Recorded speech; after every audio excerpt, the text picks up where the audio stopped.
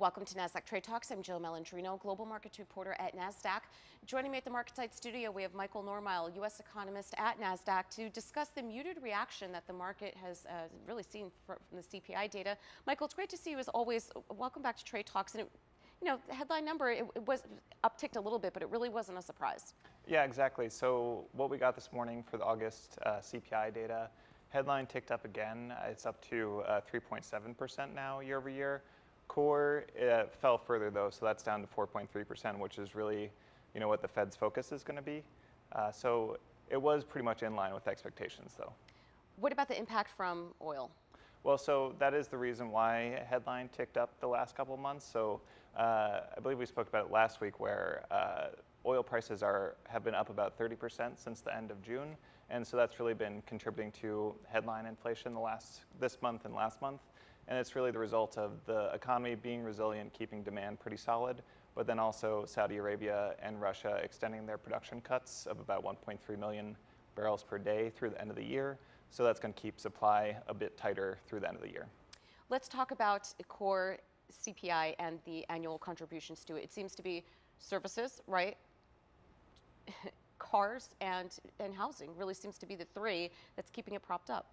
Yeah, so it's really been a lot of the trends that we've seen recently have continued this month. And so it's especially housing, really, that's the big factor.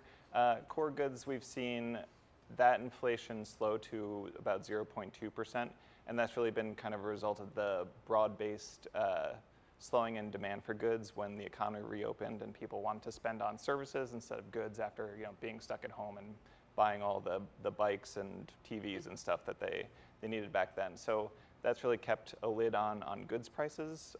But then we have seen a little bit of progress on the super core inflation that the Fed is focused on, which is really core services ex housing. And that's mostly wage driven. So that's down from a peak of about 6.5% to 4%. But so really the thing that's left over is housing, and that's where we haven't seen that much progress. Shelter inflation, it's still over 7%. And if you actually look at core CPI ex shelter, it's pretty much back down to the Fed's target of 2% at this point. So really, it's just shelter that we need to see that progress continue. And of course, the wage-driven core services ex housing would be nice to see some more disinflation there.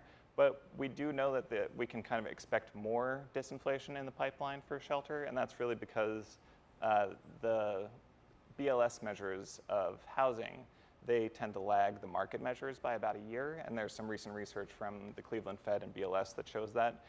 And so if you look at Zillow's rent index, which is market rates for newly signed leases nationwide, it's been slowing for 18 months at this point. So that's really a long runway that we've got ahead of us for shelter inflation to keep coming down, and that should help lower core inflation as well from here. All right, appreciate the insight as always. Thank you, Michael. And thanks for joining us on Trade Talks. I'm Jill Malandrino, Global Markets Reporter at Nasdaq.